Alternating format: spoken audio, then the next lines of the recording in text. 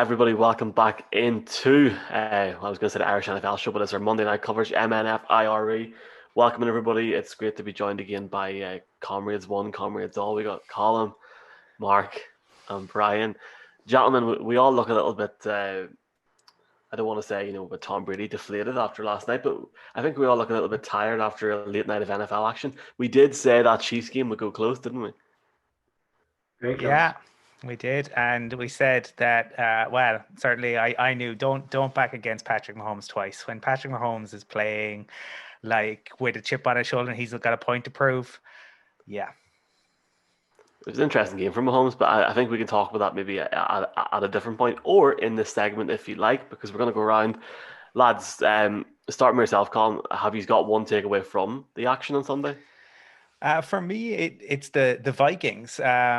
They found a way to Vike. They should have won that game. A game of incredible catches. CeeDee Lamb with a phenomenal catch. Thielen with an amazing catch. Justin Jefferson with a really nice play, and yet the Vikings come out the other end having lost.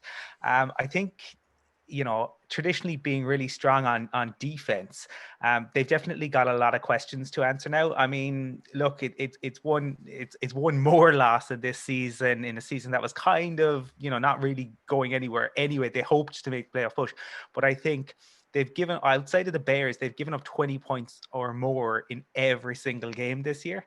That's a worry when they gave, Mike Zimmer's supposed to be the defensive mastermind. They gave him the extension. Now they have the decision to make on Kirk Cousins.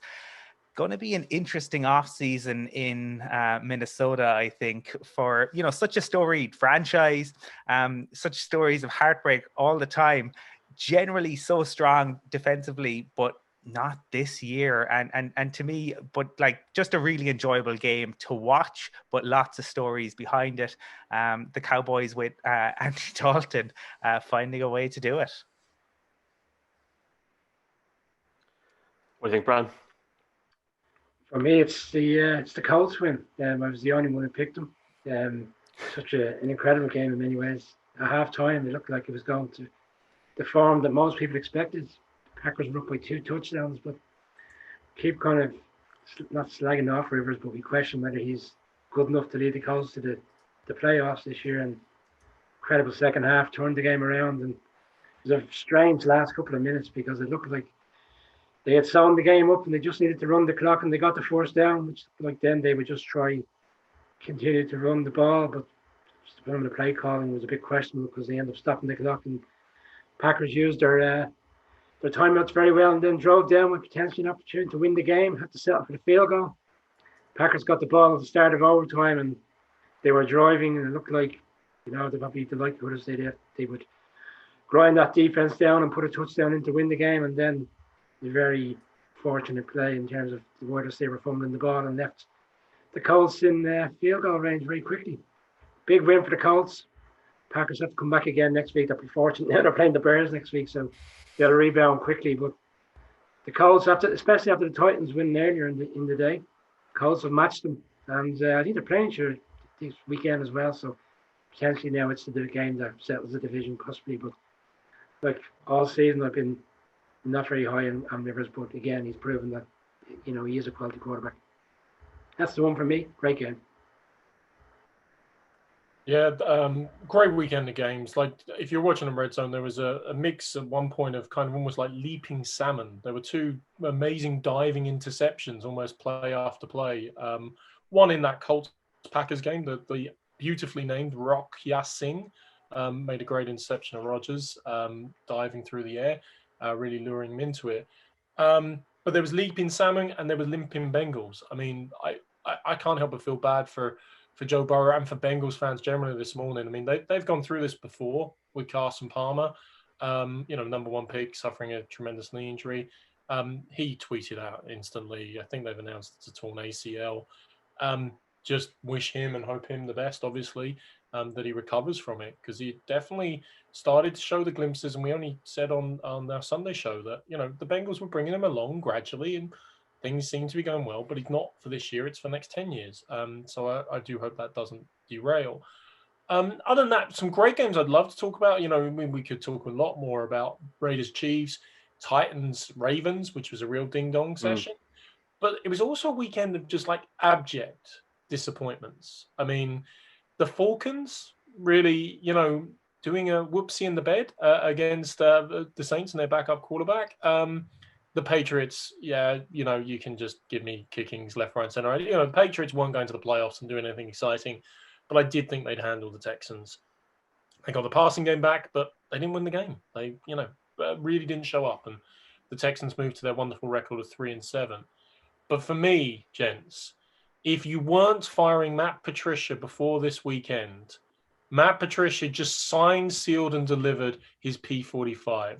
0 points. And I'm not just saying this because I picked the Lions this weekend, but 0 points against the Panthers, losing 20 zip to something called a TJ Waller or Walker. I don't even know anymore. I mean, Teddy Bridgewater didn't get it, you know, was announced out, and I was lumping on the Lions. Jesus Christ, Matt Patricia, just go, for the love of God, go now. He's not going anywhere for a while yet. It's Thanksgiving week, and more about that in a minute. We're talking about takeaways, lads. Look, Brian's talking about his picks. I'm 3 in a row now, locks of the week, boys. Saints last night, locking it up. Taysom Hill looking like Tim Tebow in his prime at one point last night. Beautiful to see. Beautiful to see. Sketchy enough first quarter. I'm not going to lie. There was a bit of a... was sweating for a minute on that pick, and then boom, it went... it just went lovely, and it was lovely to start Taysom in fantasy at 5:59 when I realised I hadn't set my team. Saints looked really good, and for a team that's 8-2 with a backup quarterback, and you got Drew Brees, that'll come back in at some point. I mean, I wouldn't write them off for the NFC in that sense. They'll definitely look good against Buffalo in the Super Bowl, but just really quickly as well, it was just beautiful to watch the Patriots have a worse record than the Denver Broncos. And we all said it, apart from one person here, that they would lose. So it's beautiful. And before I hear any back chat on that, we're going to look at the Monday Night Football game, which, if you're going to stay up late tonight to watch this, fair play to you. Fair play to you, because it's on at 1:15 in the morning. So if you have work tomorrow morning, may the odds forever be in your favor. The 6-3 Los Angeles, St. Louis, I don't know where, LA Rams at the 7-3 Tampa Bay Buccaneers. Now, Colum, would this game, with obviously 2 good records, would this game entice you to stay up late tonight?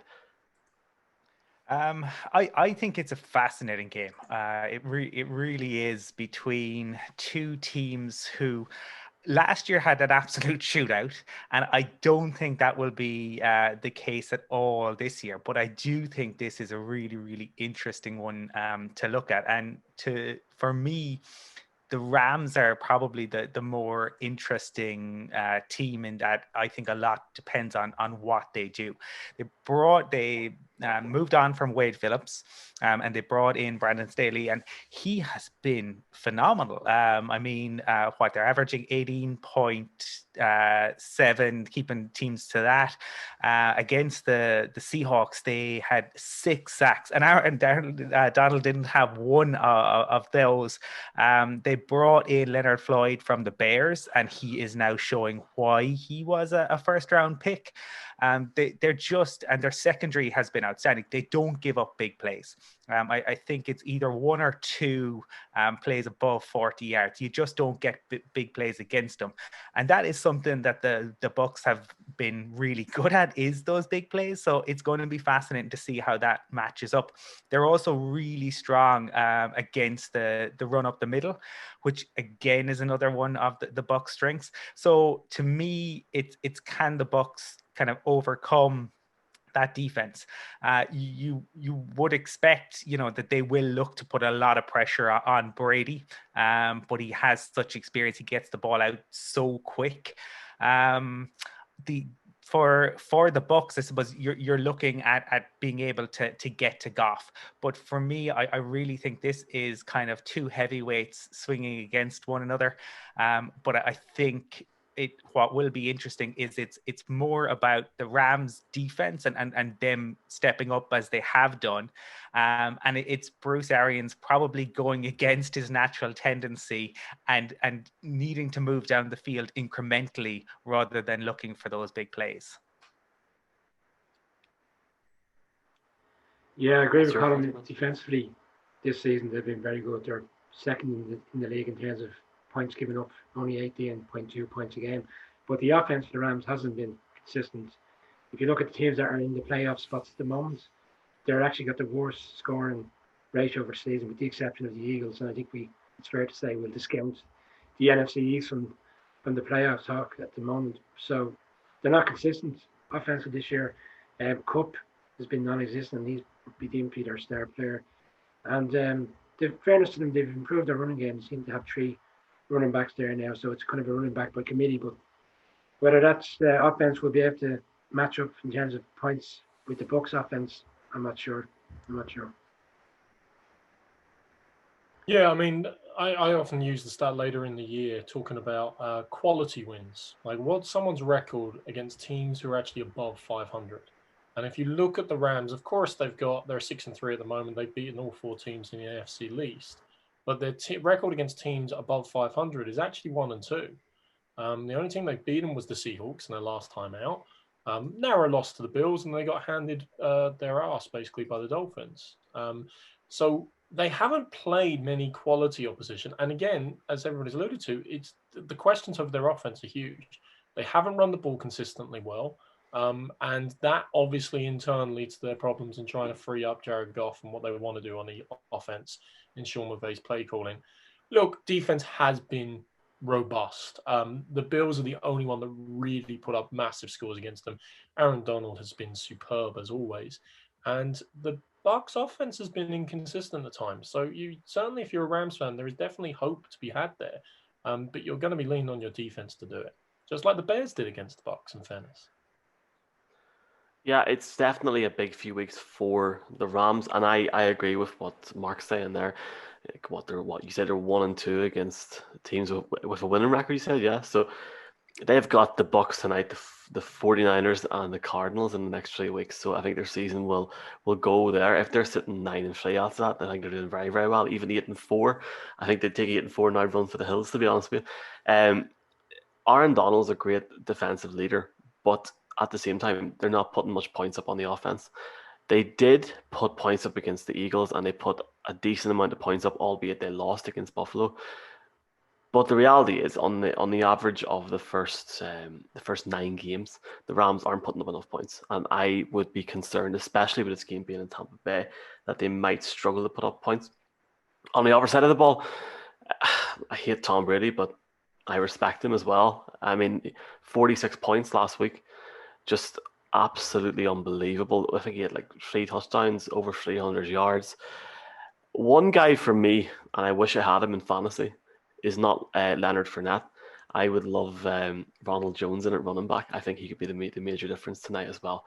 So it just depends what Rams team turns up. If the Rams team with a really, really solid defense, and if Goff can get anywhere from 25 to 30 points in that game, they have a chance. If they don't, they haven't a chance in hell. They might as well get back to the airport right now. I guess leading in that there, lads, I mean, like, who are your picks for the game then? Like, what do you think is going to happen, Colum? I've gone back and forth on this because you look at it, and the Bucs were really impressive last week. They 46 points, and it didn't really even feel like they clicked. But at the same time, we saw what happened to them against the Saints, and we've seen them struggle against the Bears. So when the Bears beat you, that, and given their offensive struggles, what does that say? But they are at home. I'm so conflicted. I think the Rams really need Goff to show up. And without his left tackle, and when he went out last week, they didn't have to push the ball down the field. They will have to do that tonight, and that is, I think, where they could struggle. If their defense, I think, will show up. But in the red zone, they tend to have to settle for field goals, and that I don't think will be enough against the Bucs at home. I think the Bucs will also they're 1-2 in prime time. I think they will want to rectify that. I think they probably still, even after the Carolina game, they probably still smarting a bit from that Saints game. I think it's going to be really close. The fact that the Bucs are at home makes them, my pick. But would I be surprised if the Rams won? No, but I do think the Bucs will probably have enough just with the offensive weapons that they have. A great interview during the week with Bruce Arians, who said Brady hasn't figured out the offense just yet because he keeps checking from short passes to long passes, and in the Tampa offense, you check from long passes into short passes. He's 3 for 20 in passes over 20 yards since week 5. So he then said, "Well, when do you think you'll figure it out?" He said, "Next season." Genie Mac, they're averaging 35 to 40 points a game, and he's not figuring out the offense. Goes to show what will happen if he does. But for me, you touched on it. The Bucs run game is very good as well, and I think that's where we may see tonight, because I do think the Rams will hold up the Bucs. But again, I think it's more the case of, just to Colin's point, will the Rams offense be able to do enough to win the game? And I don't think they will. I think it'll be a control game by the Bucs on offense, and I think the Bucs will win by a touchdown, maybe 10 points. Yeah, it's a week. Last week, obviously, Lewis Hamilton won his 7th World Championship in Grand Prix. And Tom Brady might as well be sponsored by 7-Up this year. Obviously, you might have missed this, guys, but he is going for his 7th Super Bowl. He's already brought the Tampa Bay Buccaneers to 7 wins, which already mirrors matches their record from last year. But there's some bad 7s for him as well. He's only averaging 7.1 yards per attempt, and he's already had 7 interceptions in 9 games, which for him are not acceptable numbers, and certainly not what you want. Obviously, the ratio 23-7 is a little bit better than Jameis Winston's average when he joined the 30-30 club last year. But nonetheless, there are definitely things that need to improve. Colum called out their record in prime time. I was going to consider, if they lose this game, that they should be known as Saturday Night Live, because they're the not ready for prime time players. But to me, I actually do fully agree. It's more about Ronald Jones, and my sneaky suspicion is someone like Cam Bray or Scotty Miller is going to sneak in with a touchdown when the Rams try to take away Evans, Goodwin, Gronk, all the obvious targets. So Bray, I think, it's about 10-1 anytime touchdown scorer if you're looking for a sneaky 5 tonight. So you 3 are all going for the Bucs, yeah? Yeah. Yep. All right. I think we know where this is going. So I'm quite torn, because if you look at the Rams, there's been situations, and I had it written down here. Sorry, excuse me. Notes, etc. There's been situations this year where the Rams have put up a lot of decent points, while either lost or still won the game by a little bit. Do you know what? Why not? Why not? I'm going to pick the Rams. I think, going on what Brian said, I think Cooper Kupp shows up tonight. 2 touchdowns. This game's on Jared Goff. If Jared Goff can control the game, I believe in his defense. His defense, I think, is brilliant. I don't think Brady has got that offense mastered yet in Tampa Bay. It's a good offense, but they haven't found the right way to control it. I think it might come down to a touchdown or a field goal, but I'm going to take the Rams. And if the Bucs lose that, it would be hilarious. So, yeah, I'm going to pick the Rams. And you know what? I'll put money on it as well. Why not? I mean, the Rams beat Seattle last week, lads. So, yeah, are Seattle that good, though? They're all right.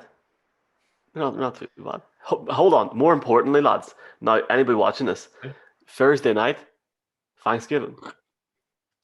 What's the plan? Yeah. We're going to do a big show, yeah? Sounds good? Absolutely, yeah. Thanksgiving. I thought you were talking about the beers on Thursday night.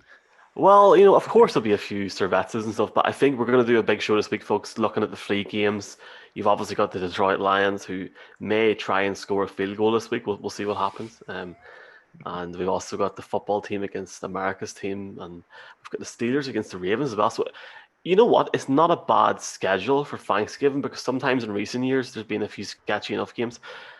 So we'll build up to Thursday night this week. We'll confirm what day that'll come out very soon. But lads, I want to thank you for your time. Hopefully you all enjoy the game tonight, and hopefully, again, I'm right. They're not my lock of the week, but I think the Rams could do the business. Lads, thanks very much for your time. See you soon. Thank you. See you soon.